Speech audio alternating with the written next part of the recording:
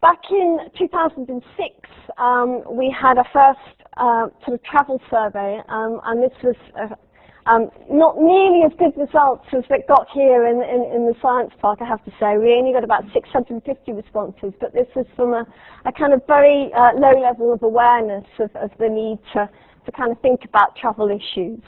And from the results of that survey, the group then set some targets for the master travel plan.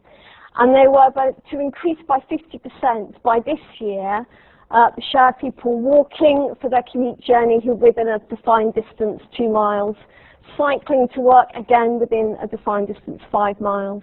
But also we set targets of business-related journeys within London. And we also, as part of that plan, then had some other objectives around doing some stuff on the ground, like putting in more cycle parking.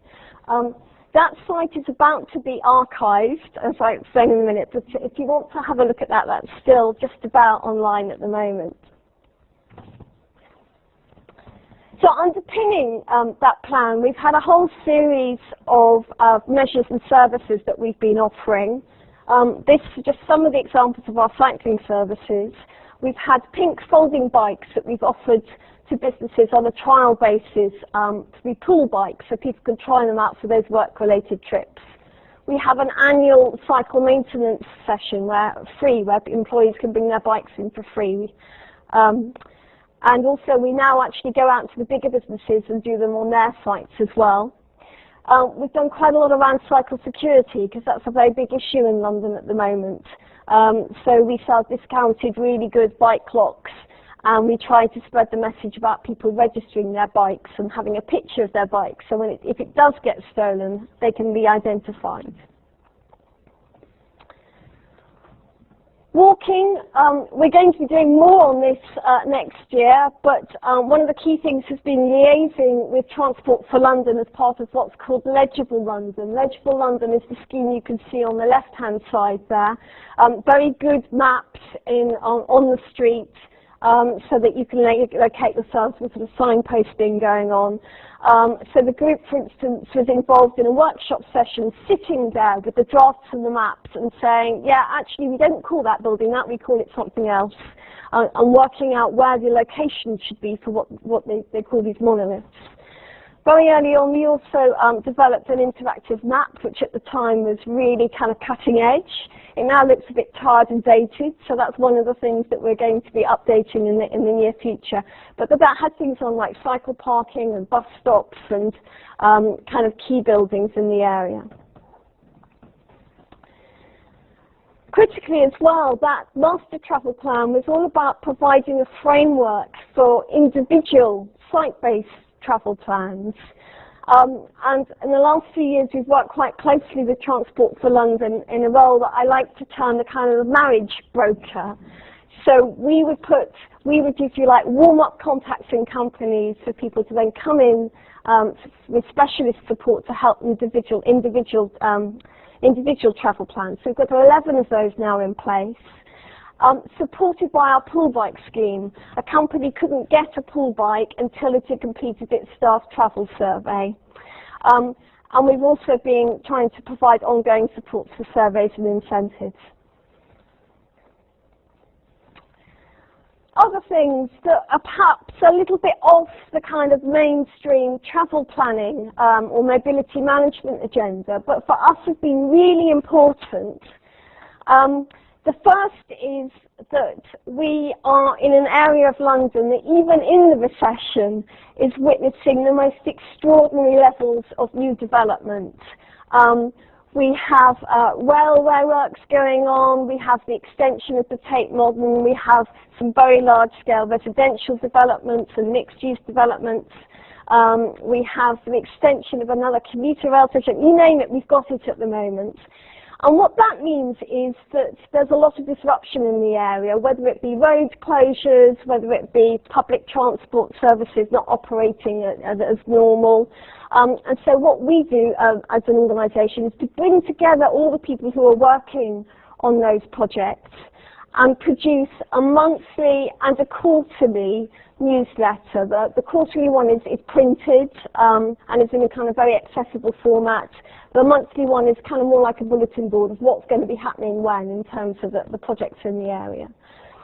And other kind of things that are spun off from that is that with the high levels of construction traffic, we've become aware that there's a higher risk of collisions with cyclists. So we're doing some work with one of the major construction firms so that their lorry drivers get trained into cycle awareness and get put on bikes. And equally, next week we're going to have an event where cyclists will come and sit in an HGV cab and see whether the lorry driver can actually see them in certain places. Other things that have kind of arose from our kind of business club perspective have been that we are trying to put together collective purchasing deals. And one of the ones that we're trying out at the moment is a green taxi service. So instead of a regular cab when you really need a taxi, you could actually get one of the sort of lower emission vehicles at the same cost. So moving on to our new master travel plan, we've literally been carrying out the survey in the last few months. And actually we're now up to 1,300 responses and just over 100 businesses representing.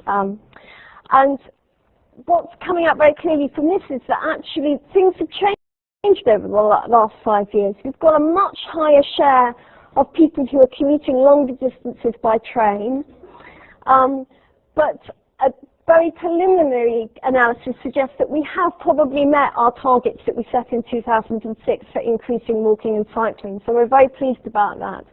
So the next steps for that really is to do more analysis, and the group has already been thinking about targets and objective setting. We hope to have a new plan in place by next spring. So I guess the real kind of message from that slide is this is not a quick process. If you're going to get the consensus of the businesses, if you're going to get people's ideas as to what the priorities should be over a 5-year period, really it's going to take 3 or 4 months to get that in place. So just a few other tips. I think some of them have already been covered by other speakers, and perhaps some of them haven't been, but this is just some kind of our perspective. Survey data is just your best ever tool. It becomes one of those things that can help convince the politicians. They're following up on Friso's point. If you have good data that's actually showing what people are doing, as opposed to politicians just assuming what people are doing, that can be really, really helpful. We found that the kind of flip side of that is that area-wide surveys always take much, much, much longer and more resources than you think they're going to take. It takes much more time to find the right person in each company and then persuade them to cascade that down to all their employees. And linked to that, it's really important to find the influential communicators in the business.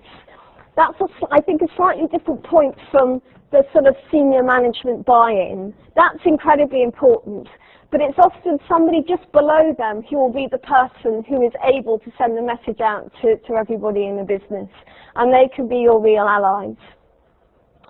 It sounds kind of obvious, but we've struggled with actually finding the right incentives.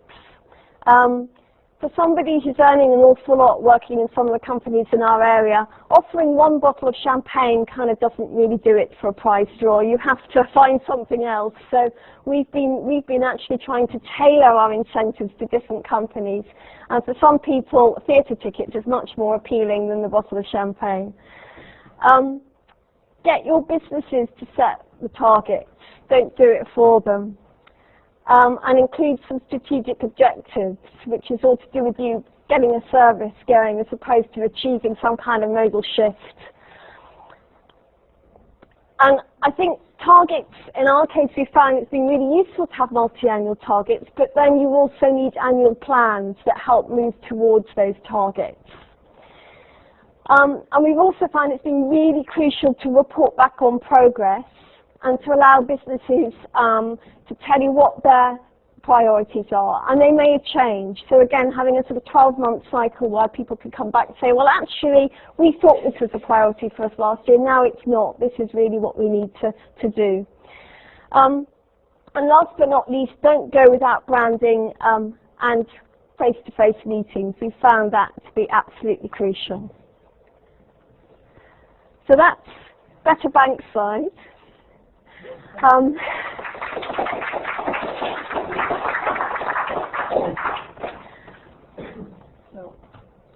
So I'm now going to metamorphosize into somebody else.